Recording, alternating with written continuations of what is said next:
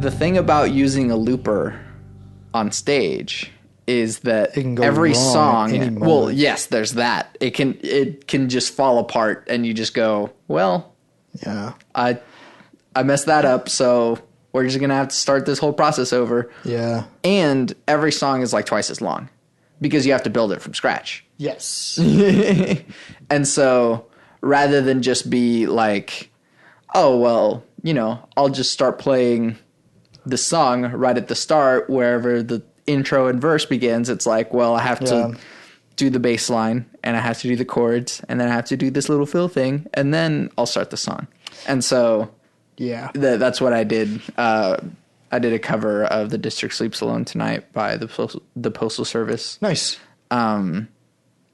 But yeah, I need to find more songs to do with the looper and then just make original songs with the looper.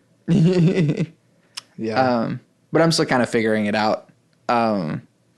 As like, I'm curious about what you do is because you throw it all in an Ableton set, don't you? Yeah, it's glorified karaoke at this point. Like, because what I do in Ableton is I just, I used to have it to where like, you know, a scene would just be like the audio track and then I just like either play over it or just let it go. Whereas now I literally have it all in like the arrangement view. Mm-hmm. And so I'll just play and it will play through each audio track. And like, that's pretty much it. Like now it's running lights too. So there's that. Yeah. And I have to, it's a lot of pre-programming with it, but yeah.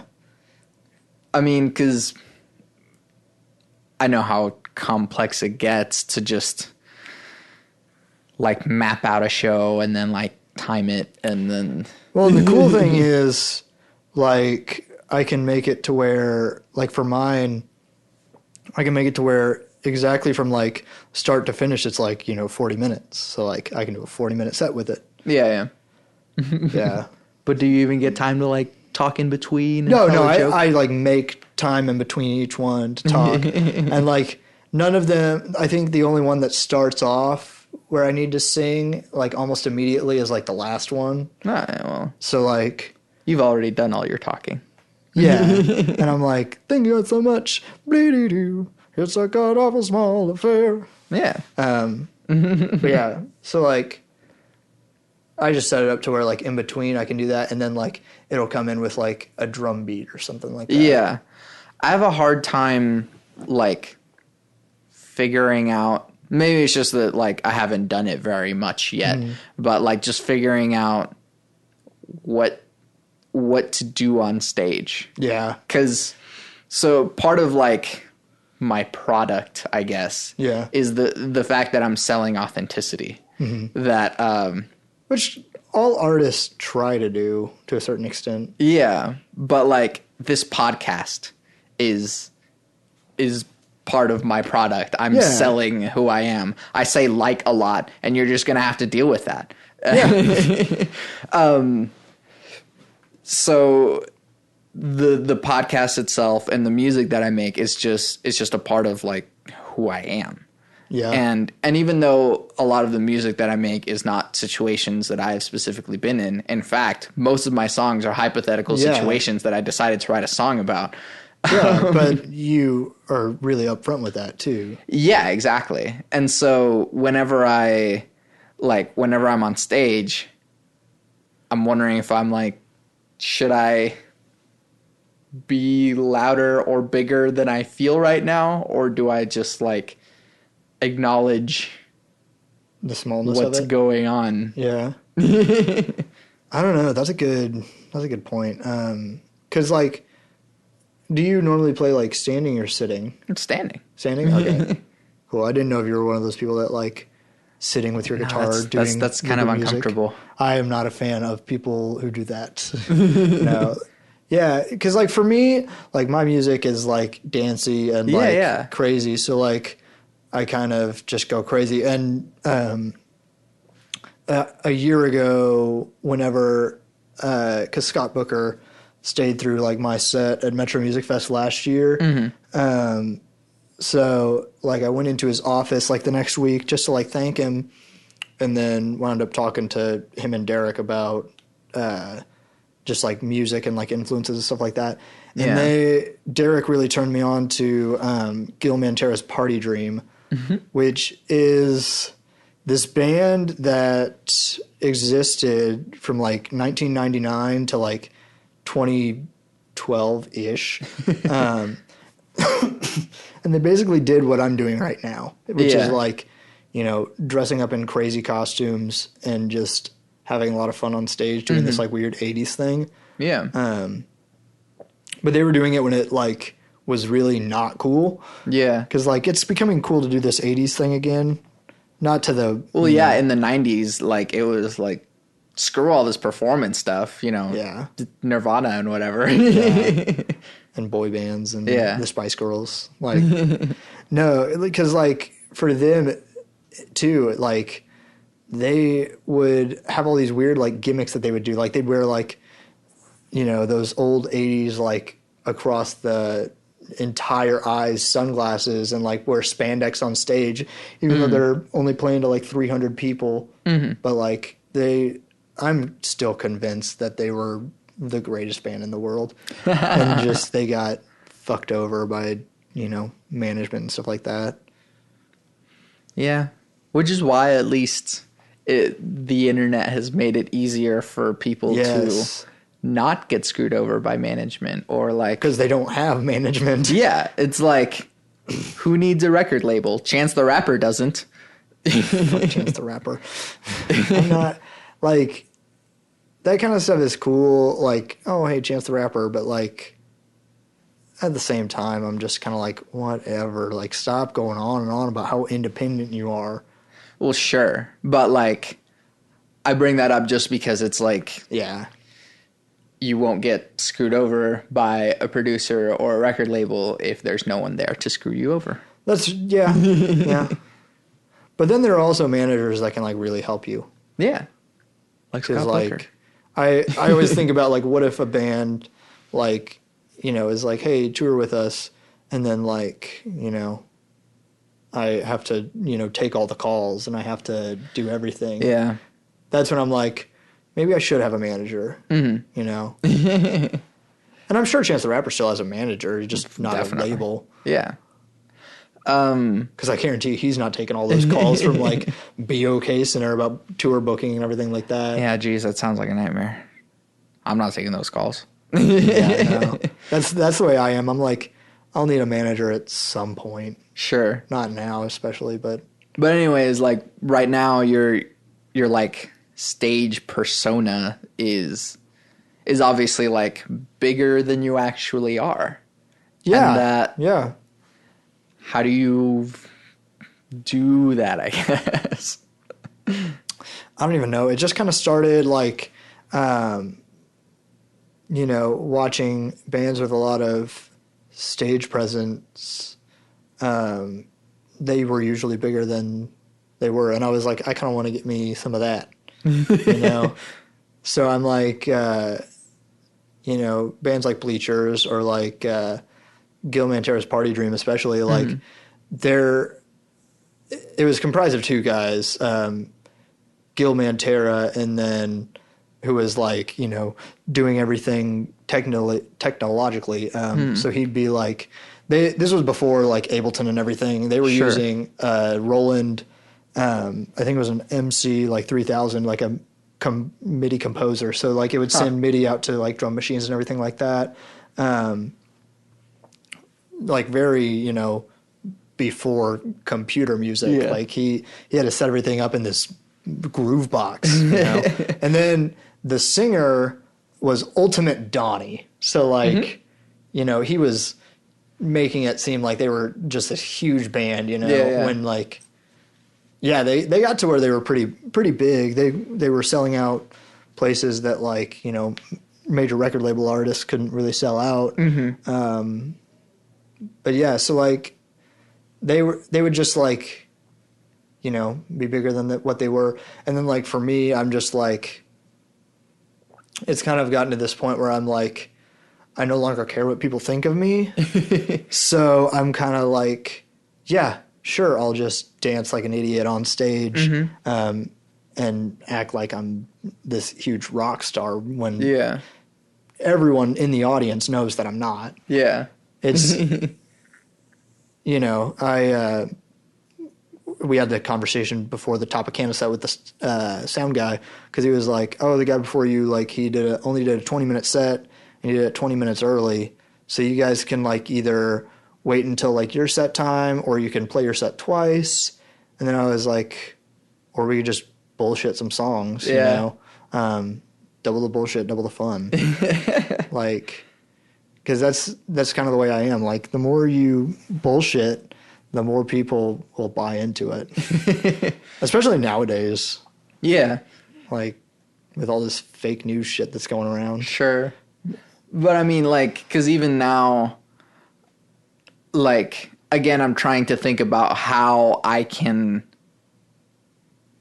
throw that bigness into myself, because I am uncomfortable that, you know, hey, I know there's only like 5 of you here and I'm still gonna sing a song at you, you know?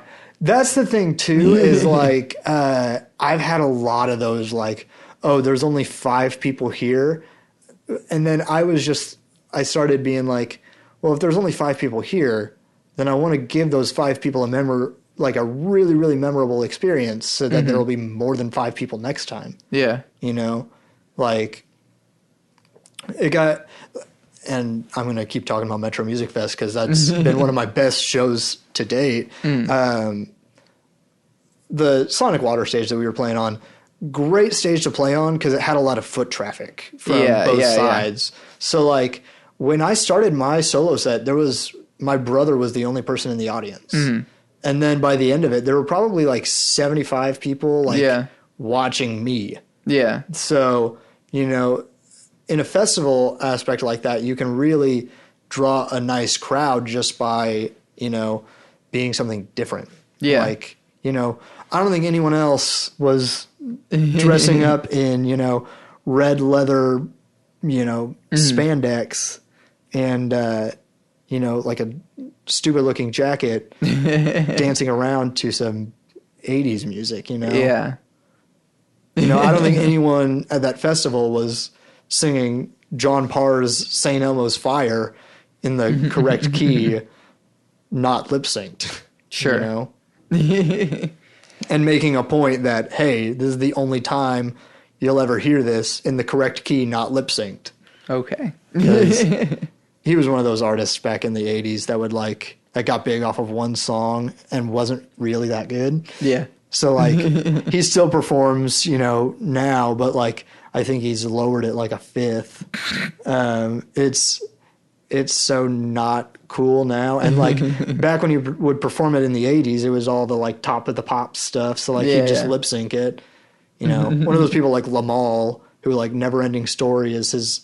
You know, his top 10 hits is Never Ending Story. Yeah. But, like, yeah. And I mean, that's what I have a hard time, like, feeling, is that, you know, I am scared.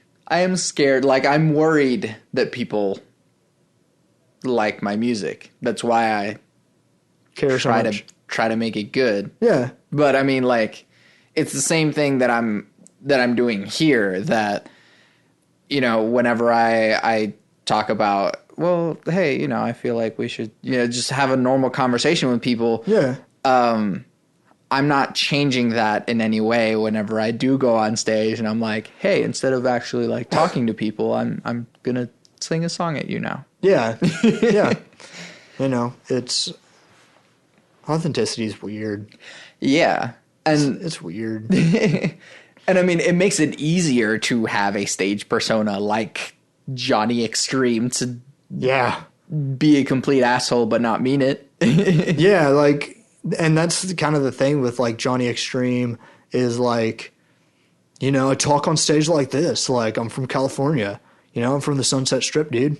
So like, you know, I talk on stage like that and I wear like, you know, this big ass like 80s blonde mullet wig while I wear, you know, like a Joy Division shirt, black jeans, and like a, you know, Christmas suit. because why the fuck not? But I mean, even at the same time, like, maybe this whole conversation for me has just been, how can I care less like you, Campbell? Yeah, like, shit, I don't know what happened in my life that made me not care anymore. Yeah. Something broke me. I don't know what it was, but something broke me, and I just stopped caring. Yeah. I used to be a, like a do my hair every day guy, Now I don't think I've done my hair since, like, last week. Yeah, well, you look like you, though. Fine, yeah. Yeah. Well, maybe it's kind of the benefit of going to a music school because, like, everyone's appearance is their own. Yeah. And to tell someone otherwise would be like to tell them not to do their music. Yeah, and I just remember, like, how much I cared at the beginning of college.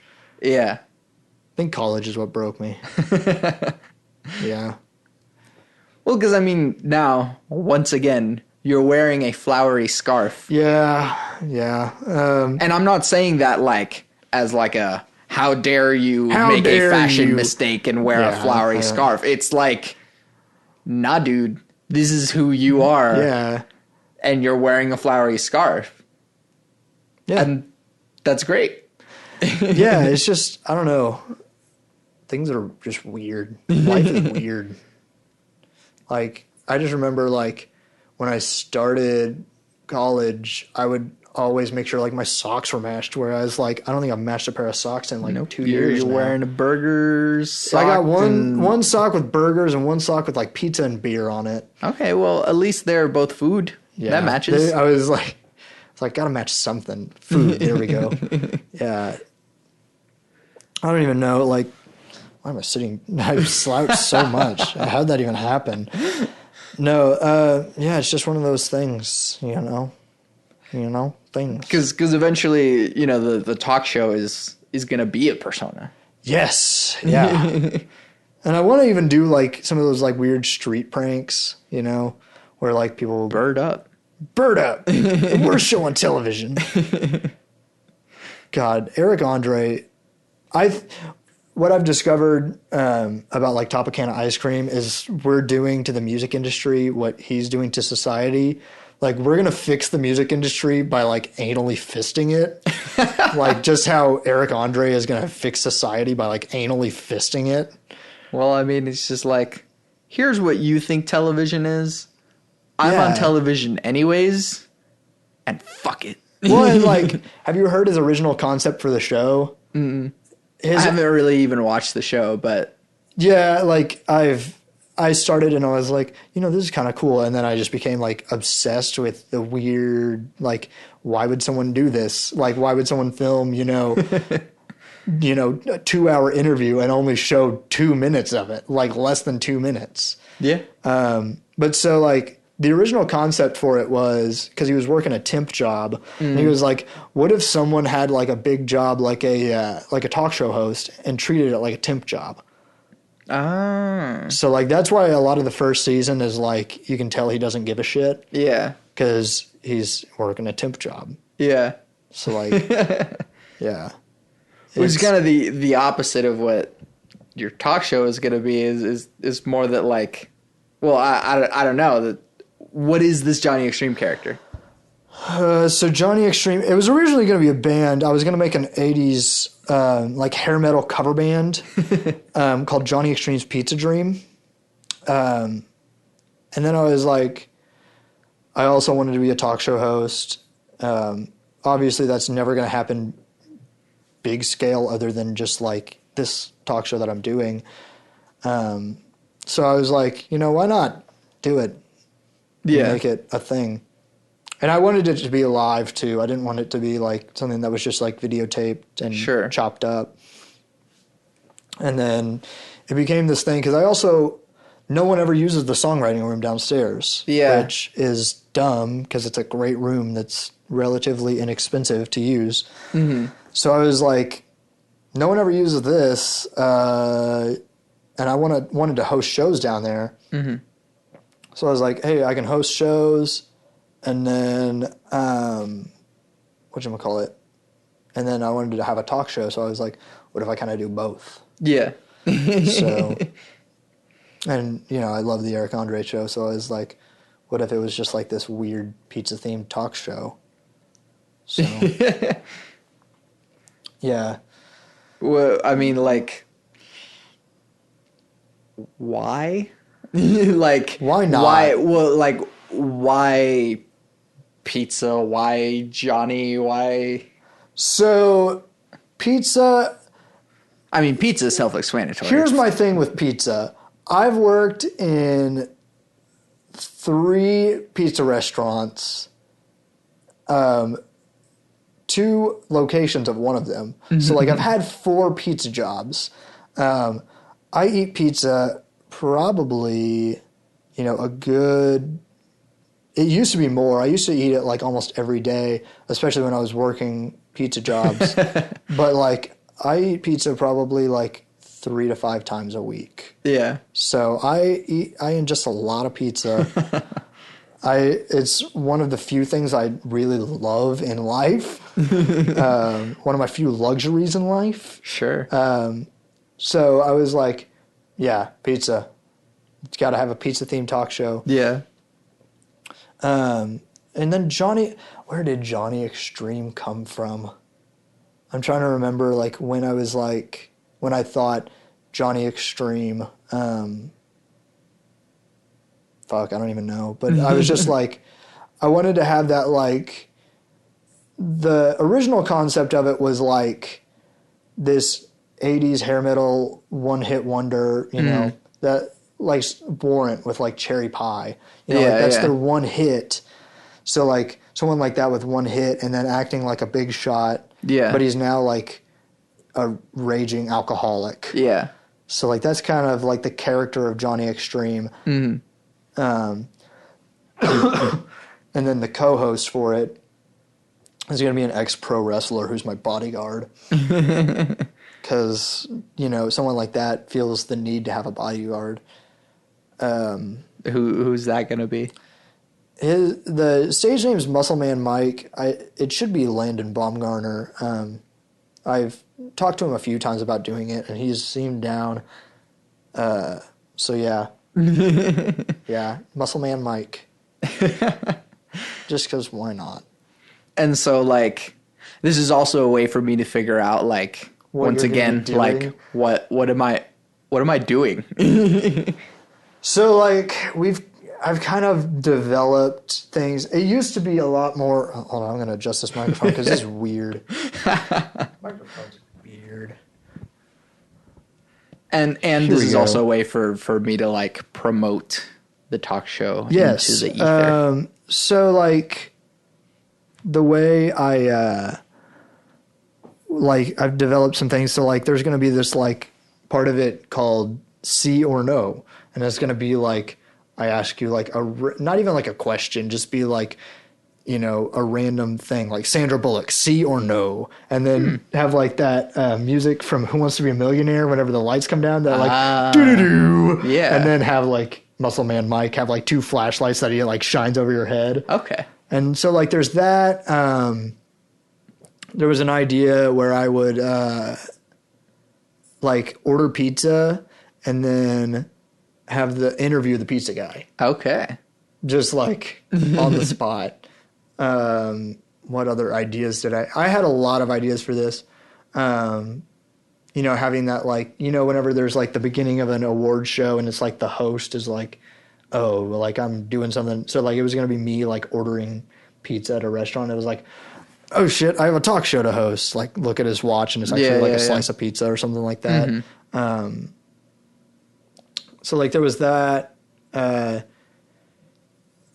wanted to have where it was, like, every single time it was a band that I was in that, like, you know, I would interview a member of the band and then, like, talk shit on myself. Mm. So it'd be like, if I had, like, Don't Tell Dena on, I'd be like, man, why is your guitar player such a piece of shit? Yeah. Just, like, back when I went to high school with him in the 80s, he was he was a neo-Nazi skinhead. And just, like, make up random shit about myself. Yeah, yeah. Causing, like, beef with Johnny Extreme and Campbell Young. I thought about, for like the last thing of the talk show, just like eating pizza through a GIMP mask and like talking. Oh, God. And just like talking with my mouth full. Just, it's absolute ridiculousness, really. Shit posting incarnate. Yeah, really. Like that was the initial intention of the Johnny Extreme show. Yeah, and even when I talked to Derek about it, like I think we only like glossed over the talk show and we talked music more, but like he was like, "So what is it?" And I was like, "Yeah, it's kind of like this." And then I told him the thing, and he was like, "Okay, yeah, you can do that." Like that's how things go between like when I asked Derek to do something, because I did the first ever show down there last year, and I was like, "Hey, like no one uses this room," and he was like, "I'll have to get some like kinks worked out because no one's used it, but yeah, you can. That's fine. Sure, it's whatever." Yeah. And then like, who's gonna be on it? I've asked a few. I kind of made like one blanket post without actually, like taking names down. But I was like, I want to have, like Santiago on it because like you mentioned like talk show for talk show. Like, yeah. And I was like, oh my God, I'd love to have Santiago on there. Initially, it was just a point to have like all of my bands give them a show. Yeah. Especially for the bands like Don't Tell Dena, who don't have a ton of gigs right now. Yeah. Or like Topicana Ice Cream, who doesn't really exist. I mean, you exist now. Yeah, and we're somewhat legendary. Like, I had a lot of people being like, oh, like my friend saw you and didn't know what happened. And I was like, yeah, that's the point. Yeah, that's the point. There was a picture of the pig in the background. Yes. Oh my gosh. Like, I think that's really like, that summed up what it was. Yeah. Because like, yeah, Jared took that picture at just that opportune time because it's like us doing our thing, and then like I think my brother was playing like a kazoo solo too, but yeah, like, and then like there was that picture, and then like Andrew Davis took some pictures too, and it sort of, I think like our Twitter and Instagram followers like exponentially increased after that. It was so crazy. Yeah. Like, it makes no sense. Why would people care? Well, maybe I have to integrate some either just bigness or give less shits. Give less shits. I think that's the thing. The less shits you give, the more people care. That's what I've discovered with like Tinder too, is like the more crazy the questions like you ask, or for like a pickup line, like the more intrigued they become. Mm-hmm. And then you can promote your music on Tinder and that becomes hilarious. And they're like, oh, is that the only reason you're on here? And I'm like, yeah, I never intended to meet you in real life. Yeah. Would they still listen to your music though? Yeah, they did. Oh. And I actually, like over a week, I like completely changed my demographic. Huh. So like, because I set it to, I think, like 18 through, like, 28, just to have, like, a nice 10-year gap or whatever. And, like, literally over, like, a week, it changed from, like, being mostly male to being, like, almost all female Spotify listeners. And, like, it raised up my monthly listeners and subscribers. And I was like, this is insane. Why do you people care? Yeah. There's all one big shit post. No, like, yeah, like, and like Topicana Ice Cream, we go by fake names for that too. The whole idea of that is like we're started in the 1880s, and we've been a band for 100 years, and any good music you've ever heard has been stolen from us. Okay, yeah. Like, that's why on stage, we played like Born to Run, and I was like, Bruce Springsteen stole this from us. Yeah. It's stupid. Yeah. Well, why is that so effective, though? I have no idea. I think weird and dumb sells. Yeah, apparently. I know weird sells because, like, if you think about a band like the Flaming Lips, like, if Weird didn't sell and we all just bought into like the most, cookie cutter bullshit music, the Flaming Lips wouldn't be successful. Sure. Like, they're only successful because weird, like, people are intrigued with weirdness. Yeah. Well, I mean, I guess that's why, like, the Miley thing happened. It was just, I mean, it was weird. The Miley thing is very weird, but I've grown to like it more and more.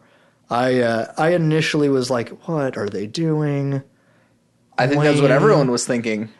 Yeah, maybe not the people in it, but... Well, sure. But no, yeah, and then the more I listened, I was like, this is actually kind of cool. It's actually on Apple Music now and iTunes. It was originally just like SoundCloud, but... Yeah. Yeah. I don't know. Yeah, because as far as the more I try to sell authenticity, yeah, I feel like the harder it becomes to reach out in that way. Yeah, authenticity it's cool, and like I was that way for a while. I was like, I'm gonna, because I was originally doing like looper music like that too. Mm-hmm. I'd be doing like, but I was also using like a drum machine where I'd have like foot switches to start and stop it. Yeah, and like do like a drum fill, and then that rig got stolen and I had a laptop, so I was like, might as well do this computer music thing. So I was like trying to do like the authenticity thing where I'd be like, oh, you're getting like, I'm playing everything in this. And then like it came to the point where I was like, you know what? I want to be as unauthentic as possible.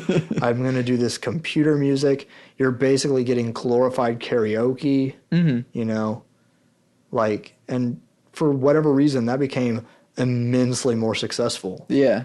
Like, yeah, I don't know what the reason was. Hey, that's my album. I released that. Yeah, it is. Thanks, ACM, for plugging that. Yeah, pictures in a room on the third floor where no one is. No, like, it was funny because, like, they were doing that whole, like, did you release music in, like, 2016? And whenever Derek texted me about that, the Flaming Lips were playing on Jimmy Fallon that night. Oh, geez. Yeah, I was like, don't you have like more important things to do than text a peasant like me? Yeah. Yeah, it was weird. No, because I don't think I'm going to stop trying to be authentic. Don't stop being authentic. Especially since, you're doing something that, like, looper music's very authentic. Like, some of the soundscapes people create, like I mentioned to you earlier, Jarvix. Like, yeah, Jarvix is excellent. He is amazing, and he really knows the music scene in Oklahoma City and Tulsa. Mm-hmm. Yeah,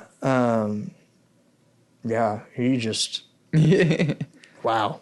Yeah, but he's an awesome dude too. But like even with the podcast and sort of like the whole reason as to why I do this is because I want to get to know people. Yeah. In a real way. Yeah. Like Larry King, who you're going to have a fist fight with. Yes. He asks like, I guess personal questions, but like it's just like it's a stage. Yeah. It's just like, oh, well, I'm asking this because this is what you should do. Yeah, Larry King, to me, have you seen his newest like show, quote unquote? It's no. So like CNN canceled Larry King Live. Big mistake, CNN. But yeah, they canceled Larry King Live, and then I don't know. I think it's on Hulu, but like you can find most of it on YouTube. Yeah.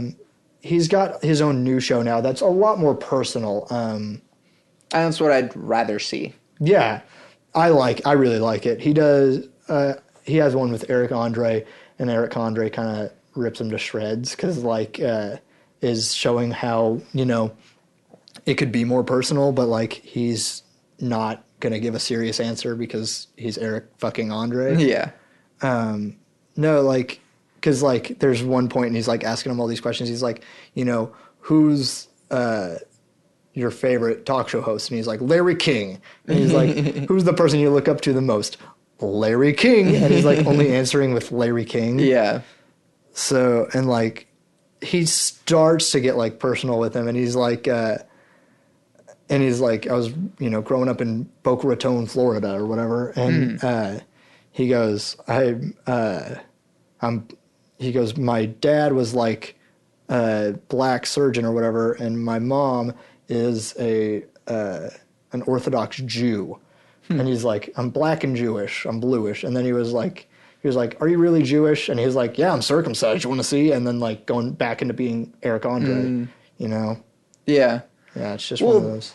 And yeah, that's kind of like, once you get to that level and like you really get to know people, it transcends something a little bit more than just like, oh, hey, we took that class together. Or like... Yeah. Well, and I think that's something like ACM, like you kind of get to a point where like you're either like acquaintances at best or like best friends with someone. Yeah. Like me and Stuart Adams, like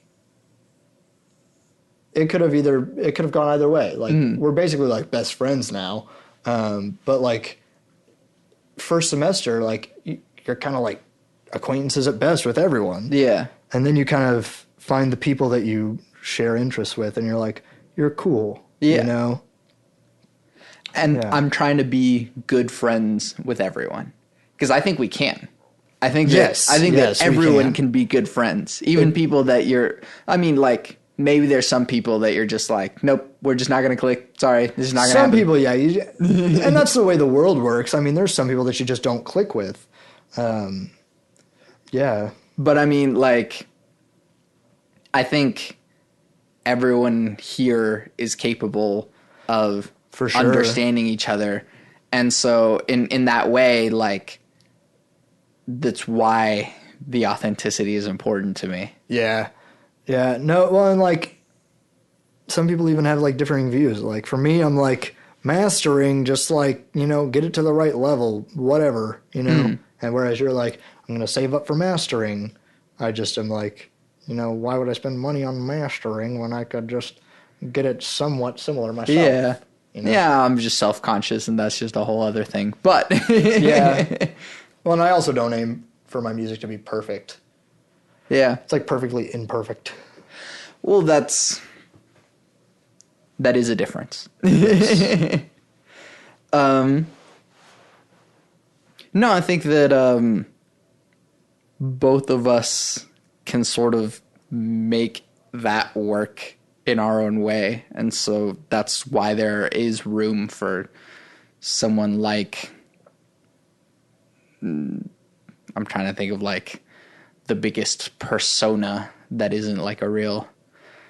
Who's the biggest act that's a persona? What do you mean? Like musically? Just like biggest? Yeah. That's a persona. Probably like David Bowie. Yeah. Because, I mean, his name's not even David Bowie. Yeah. His name was David Jones, and he was going to go by Davy Jones, but then the Monkees, took that. Mm-hmm. So, but I don't know, like, David Bowie was still really authentic, though, even though he was a big persona. And in a way, like, you're kind of doing both. Yeah. That, like, hey, this is really me, but I'm putting it through a filter of... Yeah. Bullshit. Yeah. Yeah. The music industry is just fucking weird. Like, and like Topicana Ice Cream's gotten me all fucked up about like what the music industry can be. Cause like... Or tries to be. Well, and just like... Everyone tries to be just like the coolest thing ever. Yeah. And being uncool is almost cool now. It's so weird. Yeah. I don't understand anything. Like, I don't understand the music business. Makes no sense. I should probably take some like business classes or something. Should learn to deduct things from my taxes. That is important. Yes, you should probably do that. Yeah. I saw Alex Coleman from Horse Thief posted on Facebook today. He was like, everyone needs to make sure you take Nick Lay's. Yes, Nick definitely. Lay's tax Actually, class. yes. Because he was like, and then someone commented, and they were like, driving to practice, deductible. Coors Light at practice, deductible. Yep. Yeah. Everything is tax deductible, friends. Yeah. As long as you're making a living off of it. If you get paid enough. I don't even think I have to pay taxes. I think I've made less than $600 on it. Because that's the limit, right? 600 is like, if you make less than 600, you don't have to pay taxes on it. I'm so bad with numbers, but you're probably right. That's what I've heard, something like that. I know I don't make enough to pay taxes on it. Yeah. Especially for Campbell Young. I think the Lunar Laugh, we make enough. Yeah. But you personally, you probably don't. No.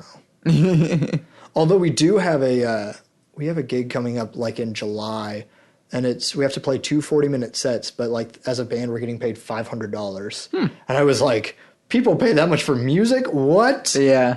Well.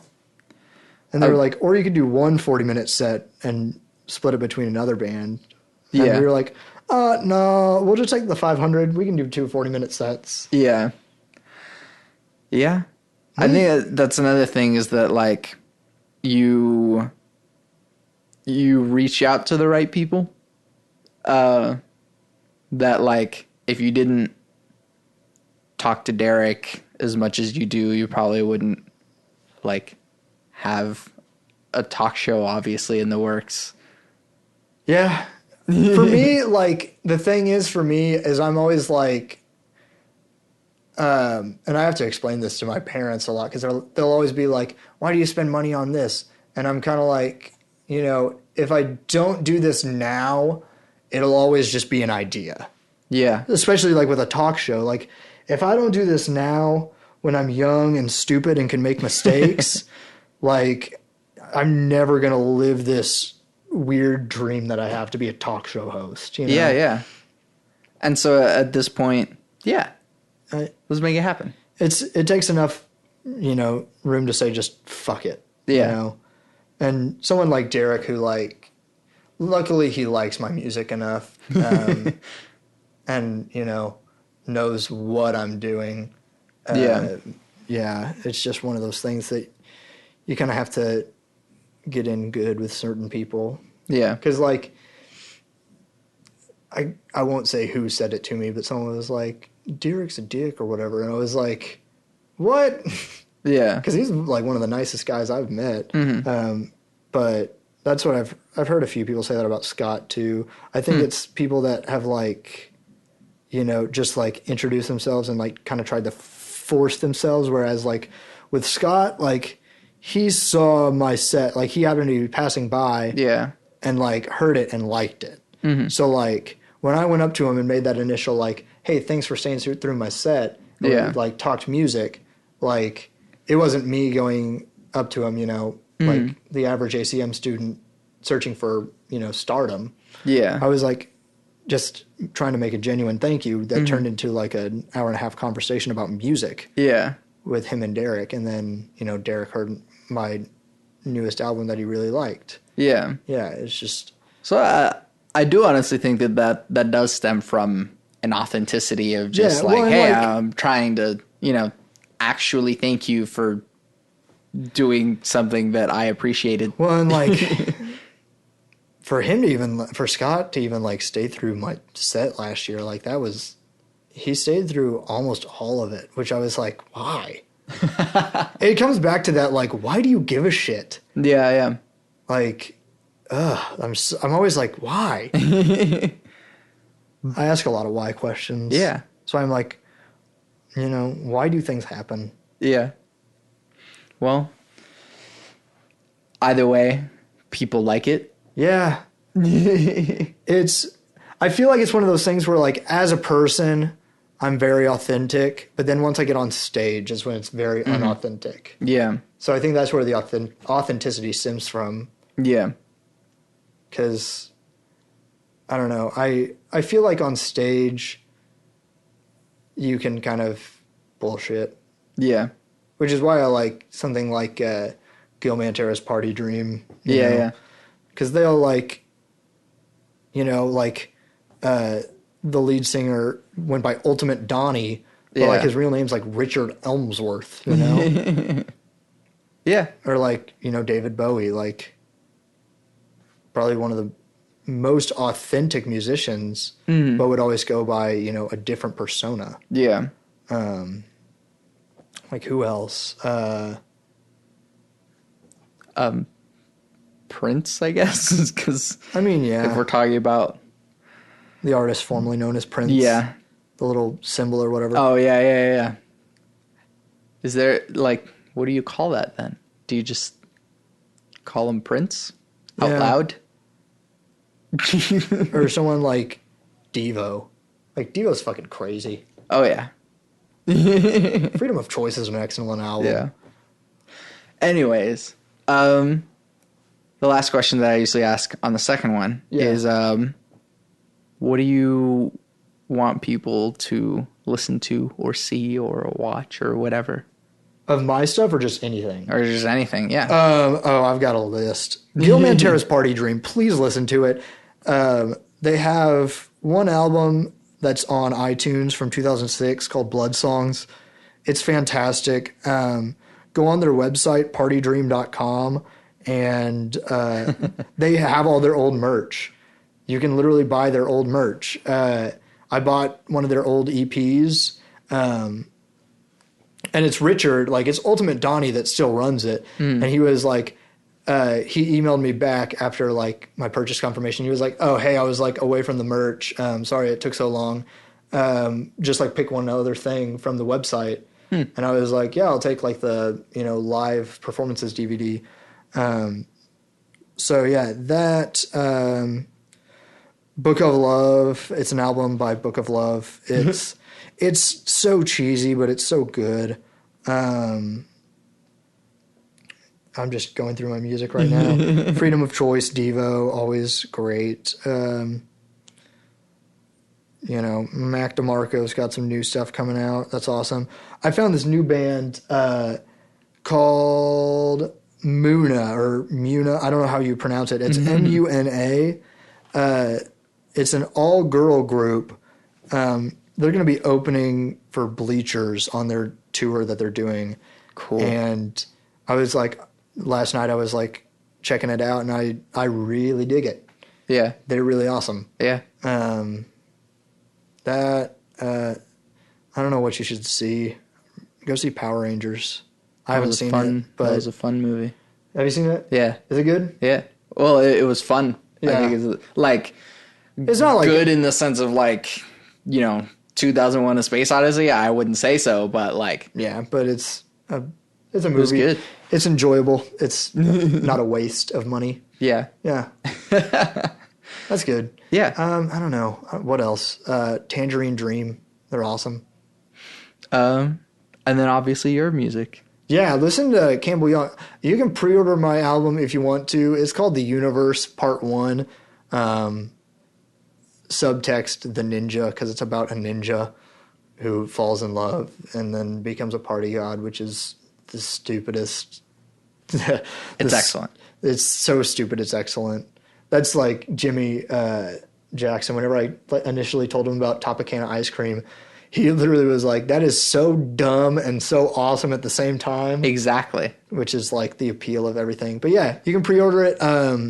There's one new song with it that's on, you get it with the pre-order, or you can just buy that one song, or you can just listen to that one song on Apple Music. So yeah. And then Don't Tell Dena, SoundCloud.com/Don'tTellDena, Don'tTellDena.com, TheLunarLaugh.com. The Lunar Laugh is everywhere. Listen to Mama's Boy. It's a fantastic album. Rodney, what is his last name? He's been working for KROQ for a long time. He's basically the one that brought David Bowie to the States. Oh, I think I did see that picture. Rodney Bingenheimer, that's his name. Yes, he has started playing Mama's Boy on his show on KROQ, which is very exciting. Yeah. Because that's a big radio station. He is a big personality. So, Yeah. Listen to it. The title track is amazing. It's my favorite thing to play on bass. It's so good. I love it. I didn't even play on the title track, and I love it. Yeah. It's just go listen to it. It's so good. I love it. Like, and the reaction whenever people listen to it is they're like, "Oh wow, this sounds like a real band." Because there's kind of this weird like thing with like Oklahoma bands, and you're kind of like, "Oh, it doesn't really sound like a real band." But like, there's a select few albums where you listen to it and you're like, "Oh, this sounds like a real band." Yeah. You know, like something you'd hear on like a major record label.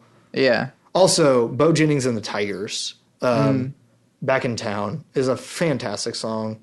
It sounds like a Springsteen song, but just enough not like one that you're like, it's so good. And also features two people that have been on this podcast. Yes, Dustin Ragland, Michael Trepanier.